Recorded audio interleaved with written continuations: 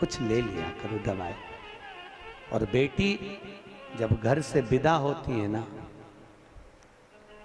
केवल बेटी अगर घर से जाती है तो अपने पापा का मुख देखती है बार बार। लोग कहते हैं गाड़ी में बैठने से पहले विदाई के समय पर बेटी घर को नहीं देख रही है, पिता को देख रही है, और फिर घर को घूम कर देखेगी।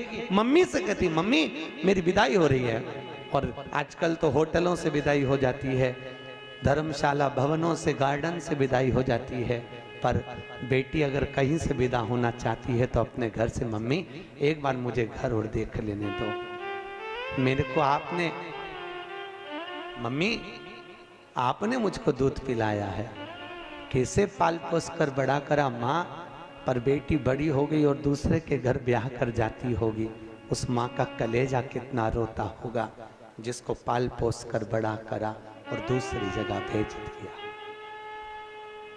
एक बूढ़ी से बूढ़ी माँ भी होती है ना, उसको भी त्योहार पर अपने मायके की याद आती है। वो भी अपनी बहू से कहती है मेरे 4 भाई हैं, 4 राखी धर दे मेरे भतीजों के लिए रख दे। मम्मी वो राखी पहुंचेगी नहीं तो, इतने में बूढ़ी से बूढ़ी माँ भी कहती है रख दे तू, वो पहुंच जाएगी मुझे उम्मीद है। और बूढ़ी से बूढ़ी माँ भी, जब माँ बाप जिंदा रहते हैं ना तब तक, माता पिता अगर जिंदा हैं तब तक बूढ़े से बूढ़े व्यक्ति को भी अपनी माँ की याद आती रहती है। बेटियों की आंख में भले घर में व्यस्त रहती है, पर जब जब मायके जाती है तो बूढ़ी बूढ़ी माँ अपनी बेटियों को गले लगा कर कहती बहुत दिन हो गए रे, तू आती क्यों नहीं है? मम्मी बहुत फैला रहा है, घर में काम सरता नहीं, बहुत साथ है।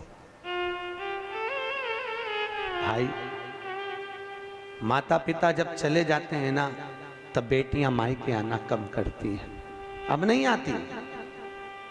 भाई और भाभी कहते हैं जीजी क्यों नहीं आती? भैया पापा की बहुत याद आती है। और माँ बाप से निवेदन है अपनी बेटी को कभी दूर गांव मत बिहाओ, बहुत दूर भेज देते हो भाई, वो मुंह देखने के लिए तरस जाती है।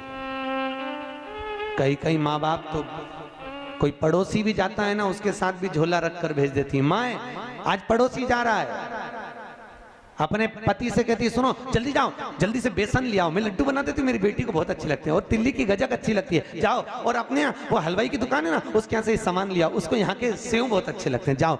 और कोई जा रहा हो बेटी के घर, पूरा झोला बांध के, उसमें रुमाल बांध कर, माँ उस थैली को तैयार कर कर दे देती और कहती है मेरी बेटी को दे देना, कहना अब की बार कोई आ नहीं पाया। और बेटी को जब वो देता है ना तो बेटी सबसे पहले पूछती है काका जी आप आए, मेरे पापा कैसे हैं, मेरी मम्मी कैसी है? बेटी का सबसे पहला झोले पर विश्वास नहीं, संबोधन बेटी पर। और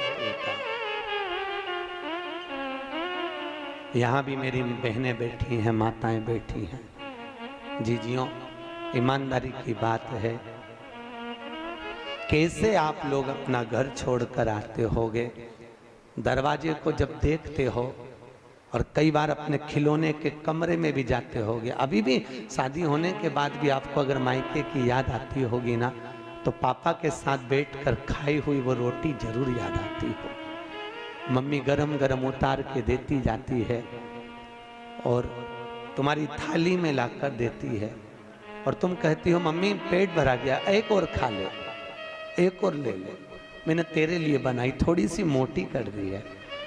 तुम्हें याद आती होगी माँ जो पतली पतली दाल बना देती होगी एकदम पानी जैसी, क्योंकि जब तुम थे तब उसकी परिस्थिति नहीं थी, ना जाने किस परिस्थिति में तुम्हारा विवाह करा होगा,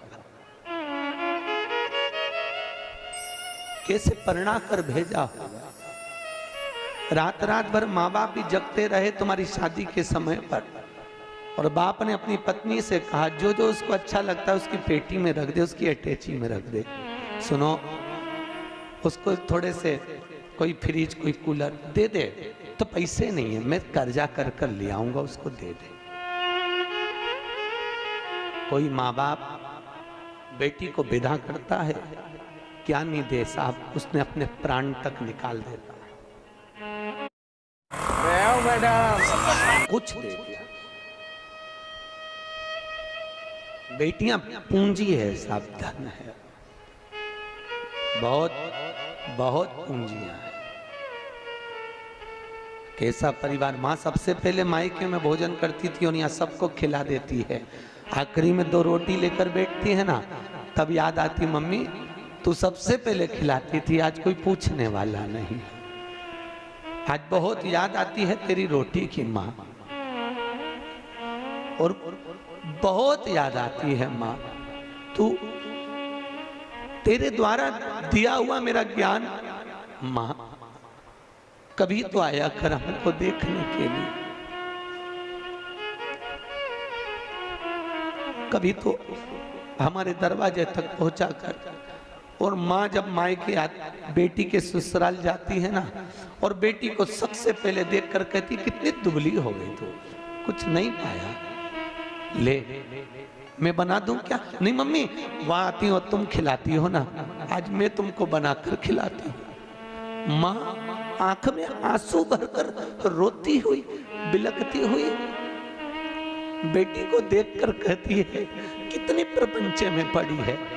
इधर सास मुंह बना रही होती है, उधर ननद मुंह बना रही होती है, पति का मुख चढ़ा हुआ होता है, सबको भोजन परोस देती है, सबके लिए कर देती है, पर अकेली रसोई घर में जब भोजन करने बैठती है तब माए का याद आ जाता,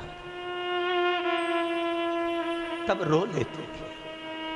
नहीं सहन होता तो कमरे में चली जाती है और जाकर एकांत में, जब माई के पहुंचती है, पापा पूछते हैं कैसी है रे तू? पापा मैं अच्छी हूं। कितना दिल में दर्द लिए हुए, कितना दुख लिए हुए, कितनी तकलीफ लिए हुए बेटी अपने जीवन का निर्वाह करती है, अपने जीवन। भाई दक्ष प्रजापति की कथा कह रही है, दक्ष प्रजापति ने सती को अपने यहाँ रखा, हिमालय राज ने पार्वती को रखा, जनक जी ने सीता को रखा। जब तक बेटी घर में रहे तो समझना भगवान की करुणा है, और खूब प्रेम से रखो। ना जाने उसके किस्मत में, उसके भाग्य में तुम करोड़पति का घर भी देख कर दे दोगे तो ना जाने क्या उसकी किस्मत है और कितना उसको मिलना है। ये उसका भाग्य है, उसका भाग्य उसके साथ, किस्मत उसकी अपने साथ है। आप बहुत अच्छा देख कर देते हो कोई माँ बाप। हम तो कहते हैं बेटी लक्ष्मी और गाय गौ माता 50 बार विचार कर कर देना कि ये किसको दे रहे हैं। बेटी को देने से पहले 50 बार विचार करो ये लड़का इसके लायक है कि नहीं। गौ माता को, ब्राह्मण को जब दान करो तो कहते हैं लोग हम हमारे पिता के निमित्त से गाय का दान दे रहे हैं। गाय का दान तुम ब्राह्मण को दे रहे हो, ब्राह्मण को दिया, ब्राह्मण क्या खुद रहने की जगह नहीं, वो चांदी के खुर, सोने के सींग के चक्कर में, बाल्टी और डब्बे के चक्कर में गौ माता को ले गया। जब तक गाय ने दूध दिया तब तक बांध के रखी, फिर वो बेच दी, बेचते बेचते कसाई के हाथ में चली गई। गाय जब कटी तो जिसने दान दिया था उसको दोष लगा, लेने वाले को नहीं।